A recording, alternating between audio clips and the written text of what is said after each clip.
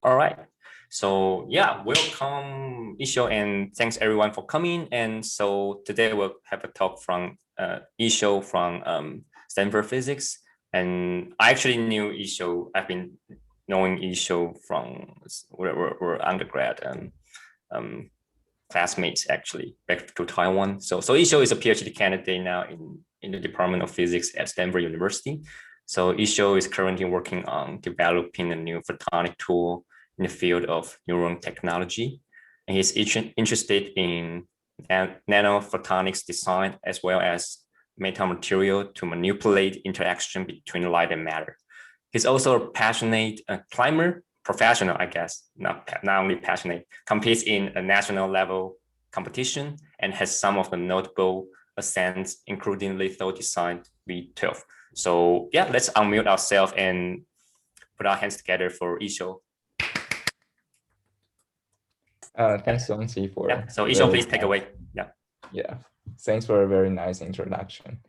So I guess everyone here, how many people are actually a climber? Just a little bit. Nice, yeah. So maybe I can just talk more focus on my rock climbing journey in PhD. I'm the third year PhD right now, and I really went to a lot of journey so far. As you can notice that they're span around Red Rock, Lake Tahoe, and a lot of great place, Bishop. So I just trying to share with you some of my journey and some of my takeaway from them. So today's talk I will mainly focus on my climbing journey and basically give you a video tour. We have a pretty nice video on one of the documentary V12 I recently sent. And later I'll just basically share about something I learned. The third topic I would like to just touch a little bit is one of my course project, which actually combine rock climbing with AI. And at the end, we can just freely discuss. So in my PhD, I really went to so many trips. I just trying to organize a little bit. It's a first year, like Yosemite, Berkeley, Castle Rock, Lake Tahoe, and Squamish. And in my second year, I went to even more places like Red Rock, Bishop, and many times of Red Rock. In my third year, I went to Red Rock and a lot, and especially I would like to highlight this one. This is lethal design. Is my first V12. So just give you a little bit video tour. I would like to share one video that's my friend and I made recently. Maybe you can have some good feeling. Is the video working well? Yes.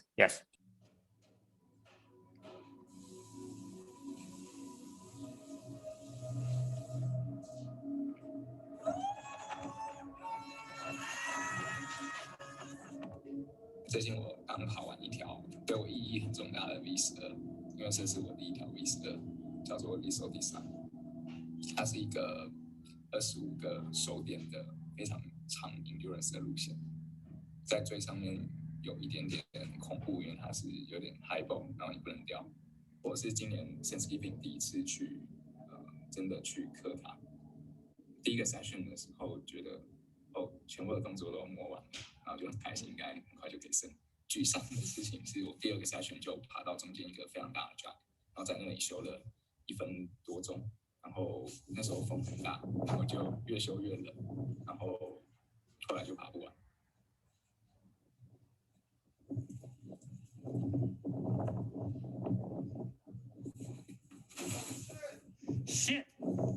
基本上没有人在那里掉，可是我在那个点之后掉了2次。应该世界上没有像我一样的人了。我 Thanksgiving 回学校之后，我一直在想这件事情，然后就是我就一直想，为什么我心里没有那么强壮，没办法真的去克服心中的弱点。其实我只要在那里再坚持多10秒钟就爬完。所以这个阴影一直缠绕着我1个多月。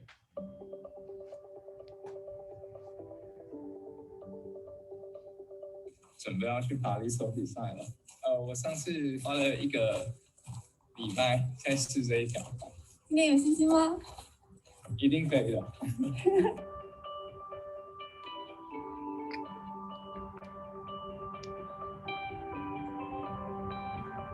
这颗大石头后面有2条路线，一个是 Yi-Shiou Design V12，左边还有一条叫 Book of Nightmare， 也是 V11/12。Adam 本来报时的时候，也是其实只有放会掉的地方。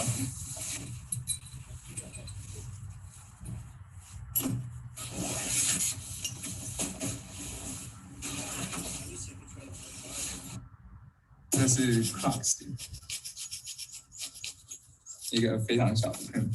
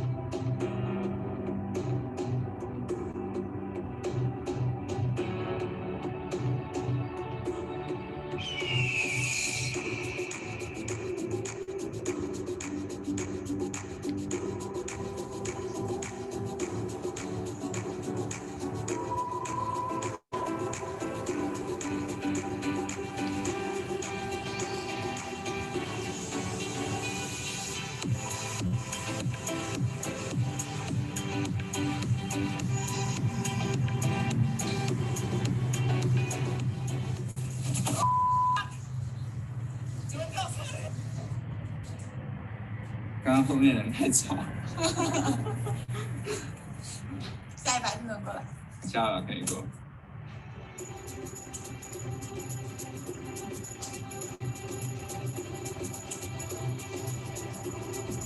Yes。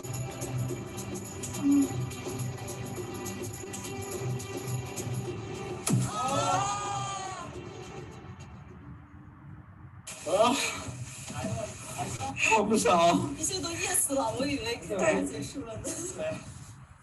每次 fold 都是非常让人心碎的，尤其是这么长的路线。要不如果Yi-Shiou能 send 你就给我左手，不能 send 给我右手。稍微的。要不胖。可以能 send。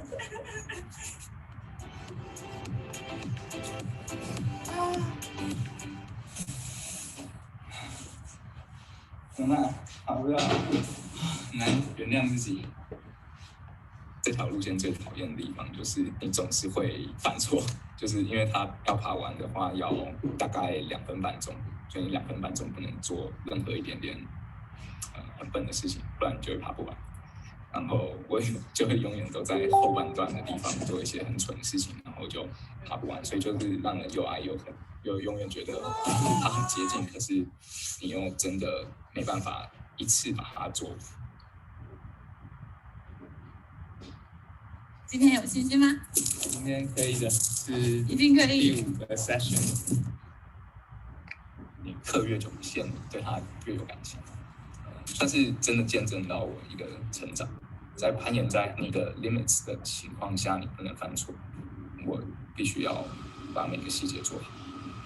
那天最后一次以后，我就把后半段爬了很多遍。对，我相信所有细节都会是关键。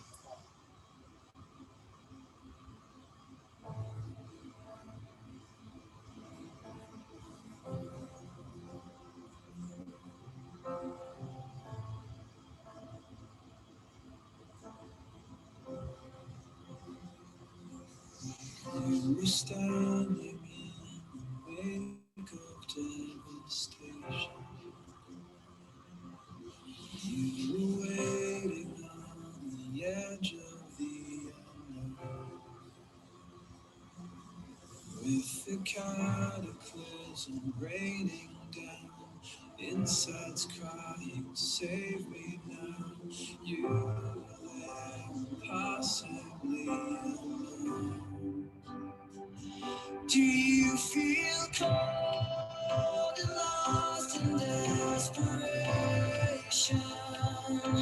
You build up hope, but failure's all you've known. Remember all the sadness and frustration, and let it go.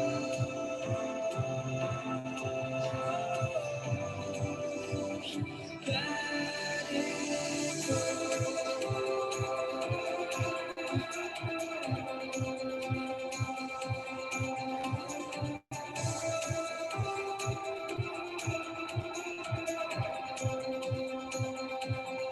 Then burst like the blinded every angel,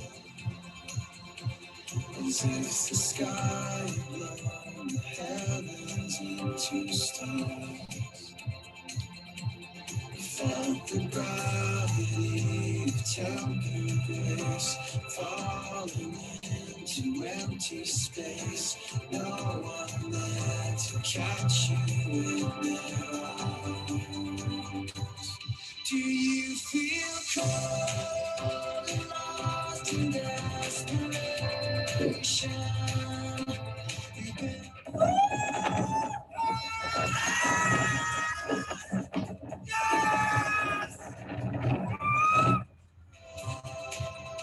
sadness and frustration, and let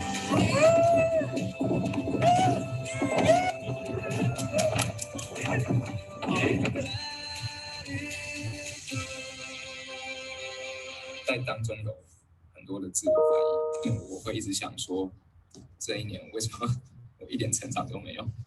然后，但是当你真的爬到一个下一个 level 的时候，所有的自我怀疑全部都会烟消云散。也希望跟大家分享一下，攀岩真的是一种充满挫折的运动，可是你只要肯坚持下去，有一天你一定会达到你想要的目标。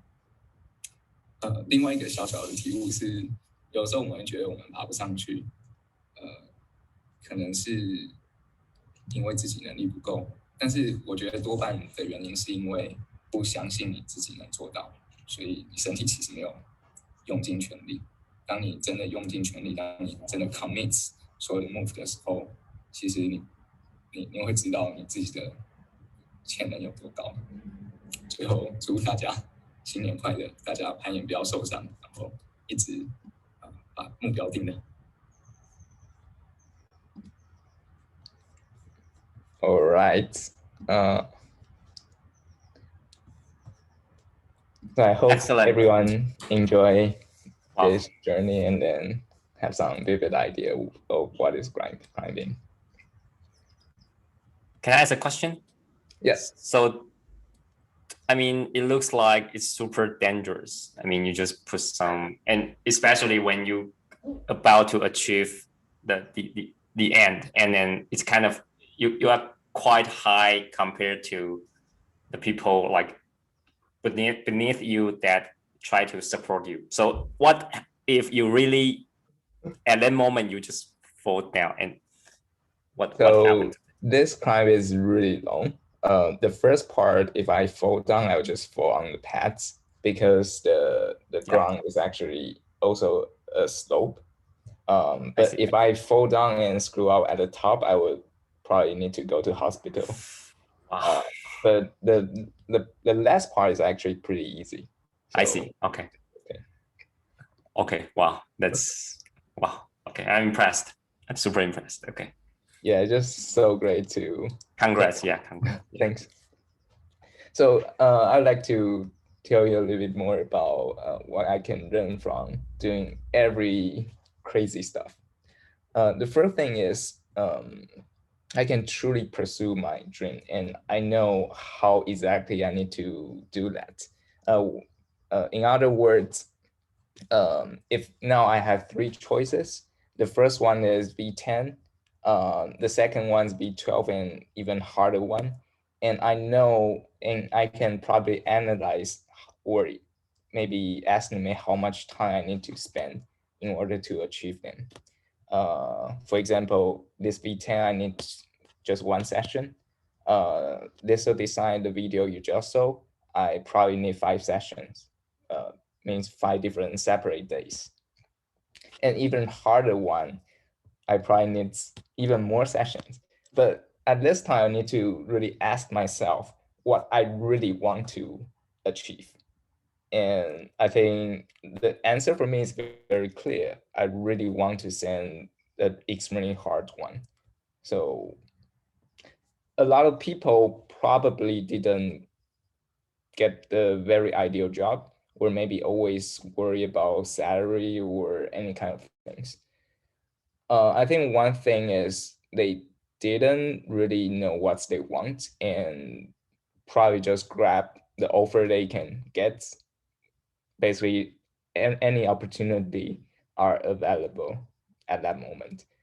But if you really think back and really ask yourself what you really want to have, then probably you need to have a mindset that you'll be probably full or not successful 10 times. At that time, that's actually your limit. The second Can I ask a thing, question? yep. So what's the difference between like litho design and the wet dream? It just litho design is more fit my style. And Okay. the dream is probably easier for tall people. I see. Okay. So are there like other routes more difficult than this, Yep. or this is the? Yeah, there are several V14 in my mind. Oh, I see. Okay. Gotcha. The second thing is detail is really important. On both clients, when I try to project them, litho design fall on the top section for maybe 3 or 4 times, because I always think I can do the last parts pretty easily. When I do a practice, I can do that easily. But if I try to climb from the beginning, I couldn't just do that. But when I looking back, I realized that the problem I have is I didn't actually make the last part into very perfect. So I basically just think I can do this part, although I always think that part is pretty trivial. But remember that nothing is trivial.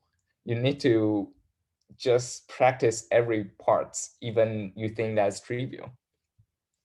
The same thing is actually happening in wet dream. I fall on the top move for 3 or 4 times and really heartbreaking. But if I just practice the last part for 2 or 3 more times, I can easily send it. The similar experience also applying to research. Sometimes I will think this part is good. I won't think this part has any problem. But when I just did rush and then just keep pushing it, at the end I will feel I need to do it slower and more robust. That would be even more time saving. Yep. So that's kind of a detail is important that I learned from climbing. Why you say it's Japanese craftsmanship? Oh, because they always do things really detailed and very robust. I see. Okay.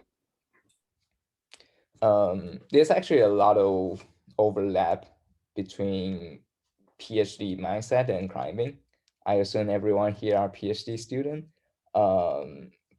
There's definitely a lot of fun between them because when you send the problem, you have a lot of achievement and you basically feel a lot, probably the best moment in my life. And when you publish paper, the same feeling. And both of them are really frustrating. is actually keep testing you how late you trying to give up. The later you give up, the more energy you accumulate along this process, and the more mental energy you can apply into other things. So I encourage people to try climbing, this kind of very frustrating sports. And I also really encourage people to pursue their PhD, because you will learn how little you have learned, and you can learn how do you plan your life and do it step by step.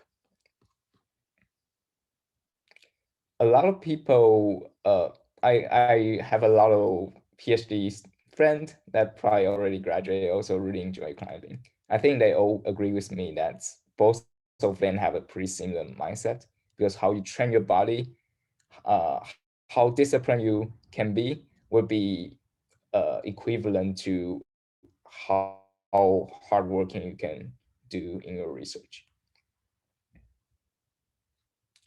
I think from my observation, a lot of best climbers I have seen usually have two important characteristics. The first one is they would very unlikely say they want to give up. A very famous climber, Daniels, when he climbed, he always say one last try. But even after last try, he keeps saying he want one more try. Never give up. This even harder thing, in my opinion, is the long-term effort. It's actually pretty easy in one single climb to keep trying, but the very hard thing is, how do you keep your momentum? How do you keep your motivation through a very long time? For example, can you really train yourself in the good way and stretch, massage after each climbing? And can you really maintain your nutrition very well and keep it as a habit? I think for me, that kind of long-term efforts really determine how successful you can be in the future. Can I ask a question? So Yep.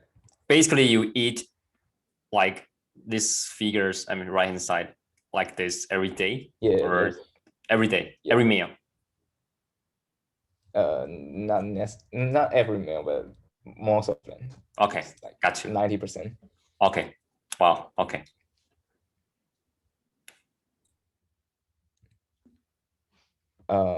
So I think it's really important to have a passion, even though that's not your work. Because for me, climbing for me is a passion. It's unbreakable belief. If I get any frustrating thing from work or anything, I will go back to climbing, and at that time I will know what is the meaning of my life. And for example, every time when I feel stressful, I will go watch this movie. It's called Silence, from the best climber in the world. If you haven't watched this before, go watch this. It's on YouTube. Yeah, so every time when I just come back to climbing, I will feel relief, and I know what is the meaning of life. I know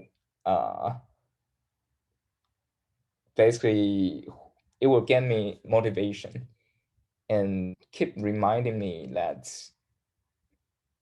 if I just keep doing any hard work, everything will go better. Also, this passion really helped me to meet a lot of good friends. Yeah, at the end, I think it's really hard to maintain such a habit with your PhD research. But luckily I have pretty good advisor.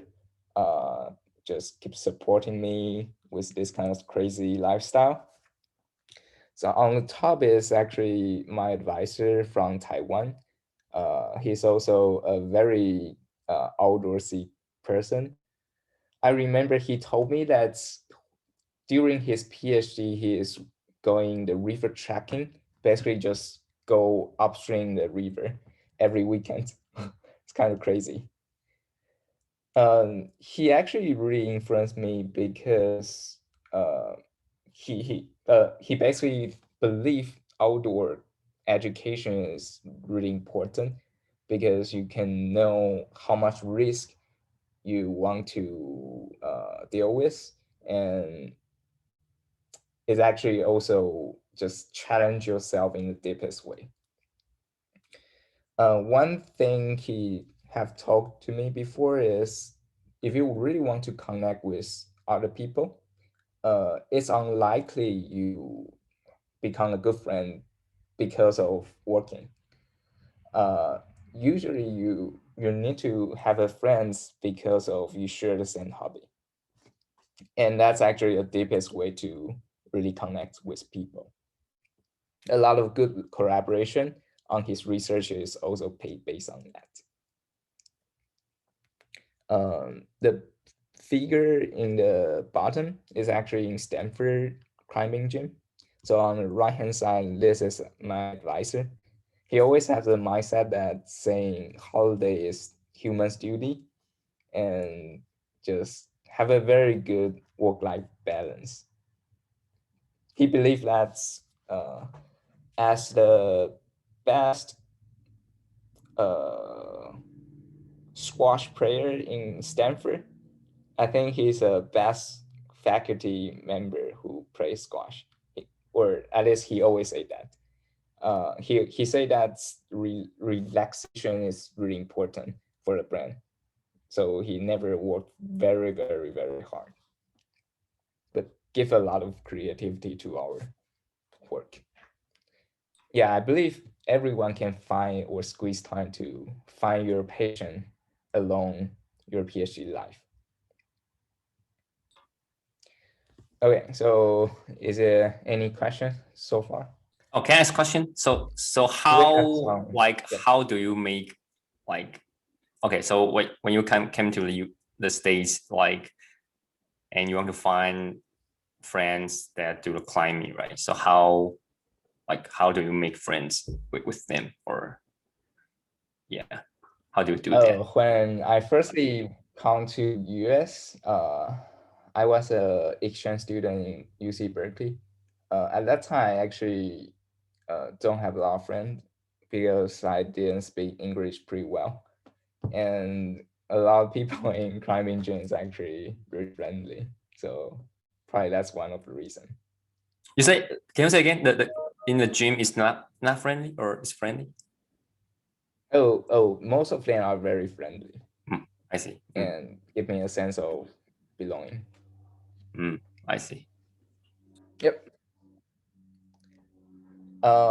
Yeah, during quarantine time, obviously I couldn't climb. But at that time I do something different. So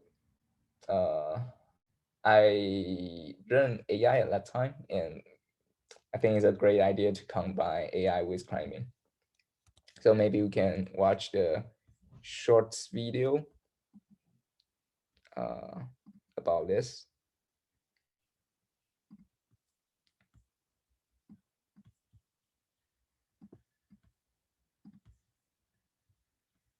Is a song all working well? Hi, my name is Maya Madare, and I've been climbing and competing for about 8 years.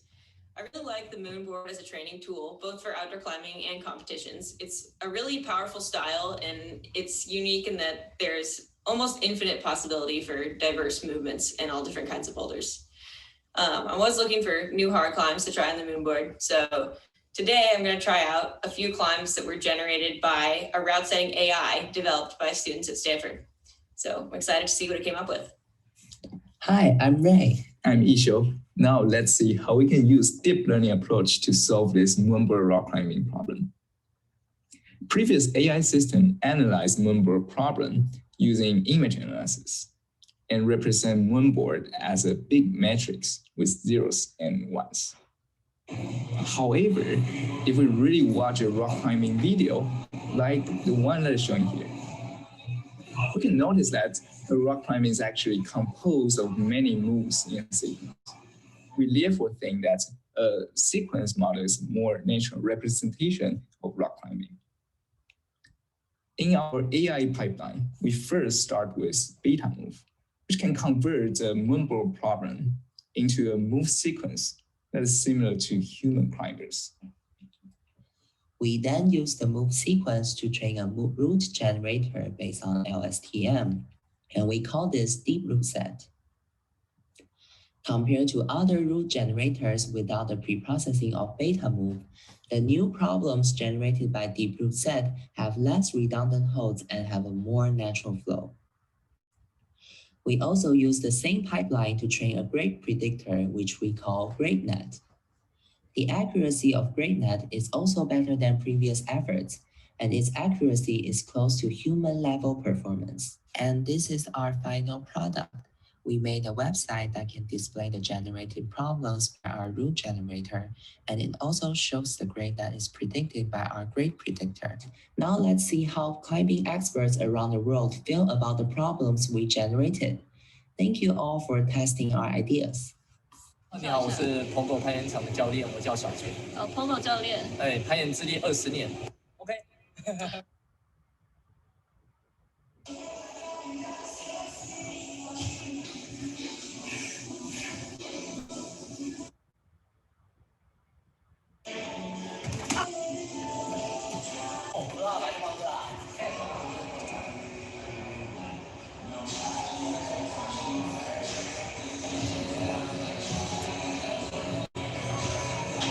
我觉得这一条应该是离我的 benchmark。Yeah, I hope people like this video and the project. Excellent. Feel free to visit the website. Yeah, excellent. So it's on the website, right? So we can play around with that. Yeah. So it's like, so how do I exactly use that? Say I want to climb V3, and then I can use this website to like make some prediction, and then I try to climb that. Is that the purpose of this? So the app can generate problem, and then have grade. Both of them are achieved by AI. Okay, so the higher grades means is more natural. Is that how? Oh, the higher grade means the move is harder. Oh, okay. So you can basically based on the grades, and then you can kind of decide how to do it. Yeah, and also you can just try infinite amount of problem that's generated for free, given by computer. Oh, wow, excellent. Okay, great, thanks. Yeah, that kind of a cool product. So I noticed. So I oh, my bad. I was gonna ask. So yeah. So I wasn't sure if it was because it's the same route, but there was I guess a lot of them finished on dynamic moves. Was that just the ones you chose, or does it typically generate a lot that have like bigger moves?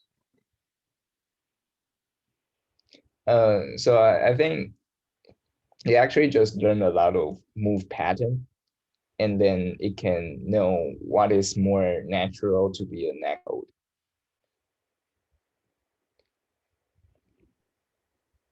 Okay. Yeah, I think there's a lot of similar pattern in climbing. Yeah. Like if you imagine the whole climbing is a one sentence and each move is one word. There's definitely a very similar amount of words from pig, birds, different animal, and that is kind of a right hand move, a pogo move, dino move, and I think the network can understand this pattern and trying to generate a similar pattern. Cool. Also give a corresponding grade. Yeah, this work is published already in archive. Can also read it.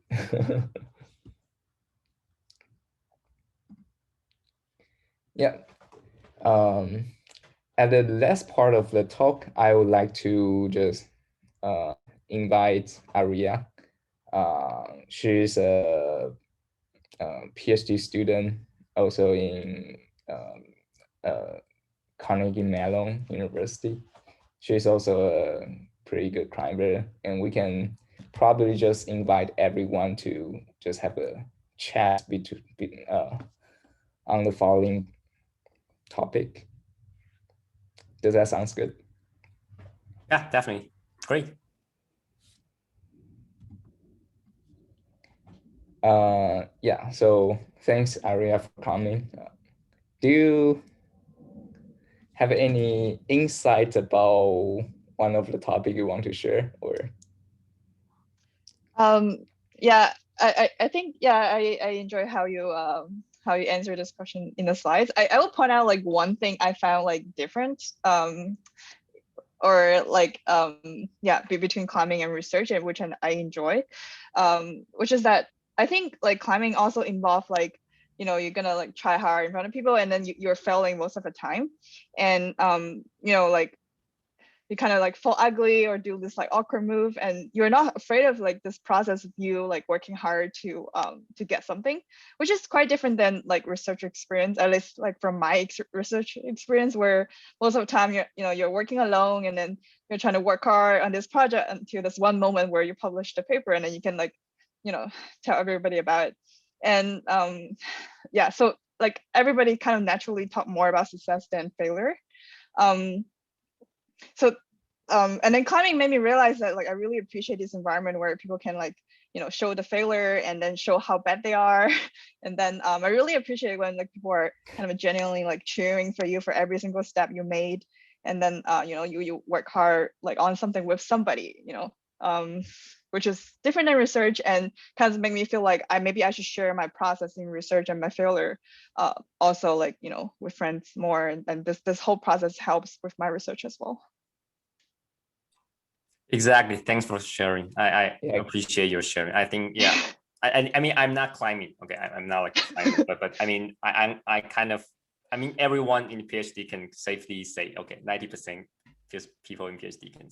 It's hard to kind of, people appreciate your failure. That's sometimes, I mean, like we do research definitely there, building your results on failures and then step by step going up. But sometimes just people not appreciate, and then you'll get frustrated. And then, but if we do have some environment that can appreciate that, and then can let you know how you can proceed and learn from that, and then that's excellent. So yeah, good to hear that you have that such a great environment.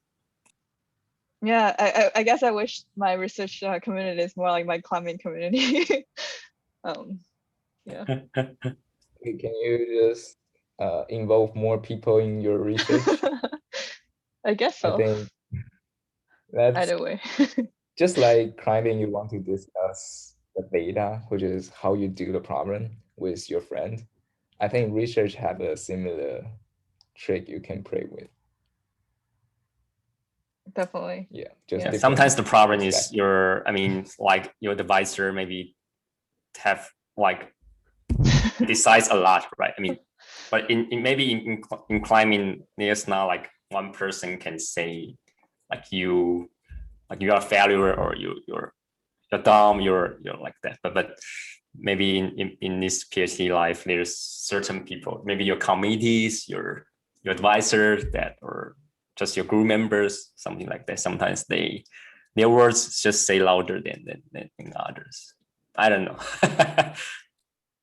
I think to some extent, like there's True. definitely like outside validation, you know, like can you do this climb or not? You know, can you solve this problem or not? Like, and then also inside where is that like every single day you're comparing with yourself, you know, can you do this? Like, how to say, like, do you do what you expect yourself to do?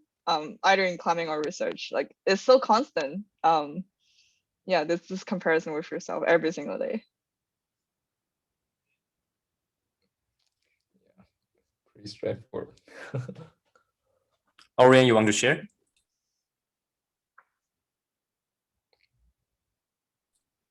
Oh, I want to hear. Okay, if not, I personally want to know how like you manage time.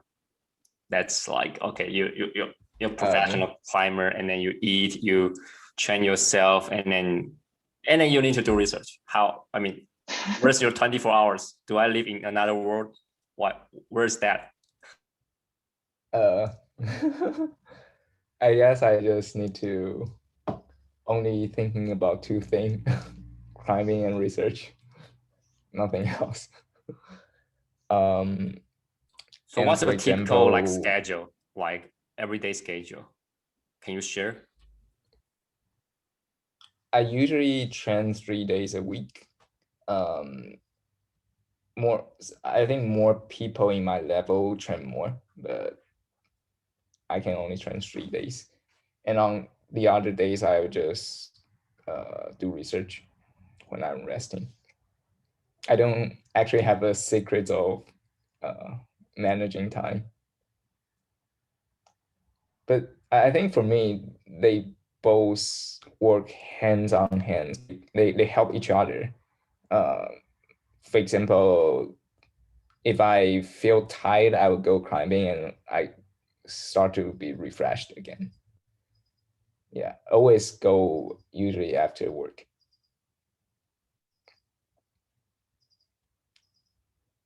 Do you have any tip, Aria?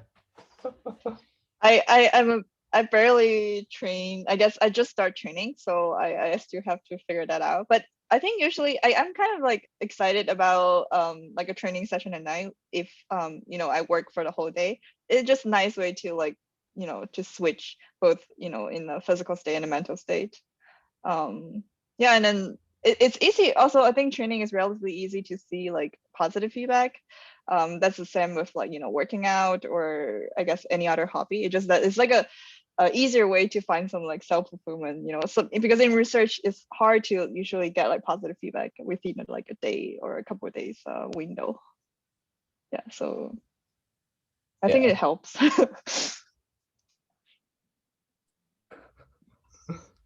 Yeah, yeah, thanks. Wow, that's excellent. Yeah, so can I, okay, so like in one of the question, like how does climbing mean to you? So I mean, so before maybe like you started, I think Yi-Shiou, you started climbing like after, I mean during undergrad, right? Or somewhere like maybe right. 6 years before or 7 years before. So I mean, what's the like what's the reason for you to step in, or I mean, and then you kind of realize you kind of enjoy that? Is your friends or is yourself kind of just enjoy that, or how do you kind of step in this field and just start to? Yeah, it's a place I can keep making friends, and usually they are very good personality. They just, there's not a lot of conflict of interest. We just have the same goal and then we work together to achieve that. Like we just want to try to finish this climbing, and we don't need to thinking about anything between interest or any conflict. Yeah, I think people like nature are usually more open-minded, I guess, or I'm a little biased, but I generally just like them and hang out with them.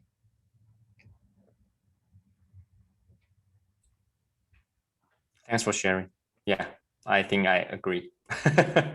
Yeah, it looks, yeah, it's more like people, I mean, like I said, maybe just more focus on this, and then no conflict of interests. Yeah, so that's kind of important to have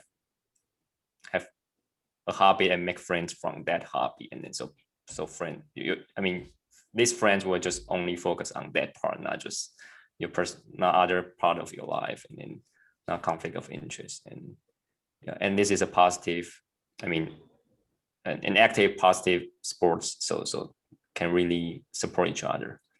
Yeah, excellent. And it's actually pretty fun. Climbing is like solving puzzle.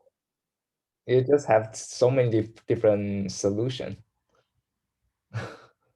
Because it's also train your brain. How do you process a problem, and how do you analyze your move, and how do you know why you fall? Yeah, it's also a lot of this kind of different, like, brain training involved.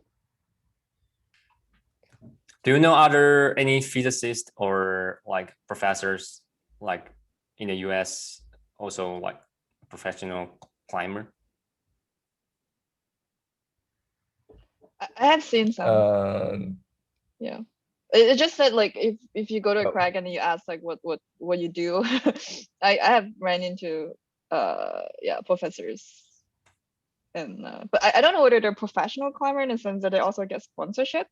But they're really good. Yeah.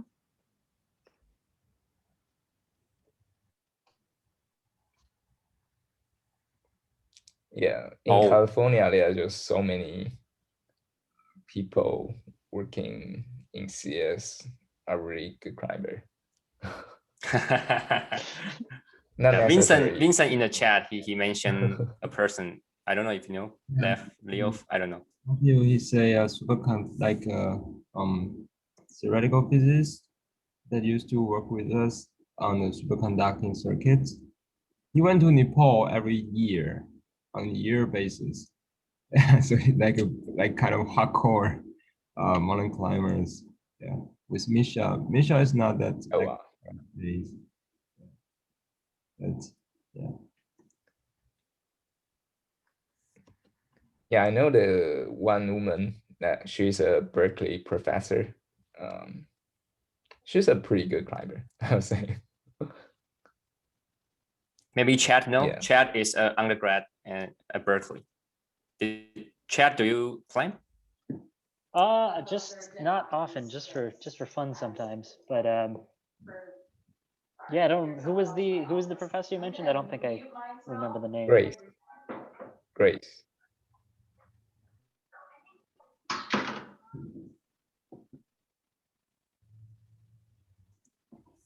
I forgot her last name. All right, no worries. She's a mechanical engineering professor. Oh, okay, yeah, I don't know the Mechie department particularly well.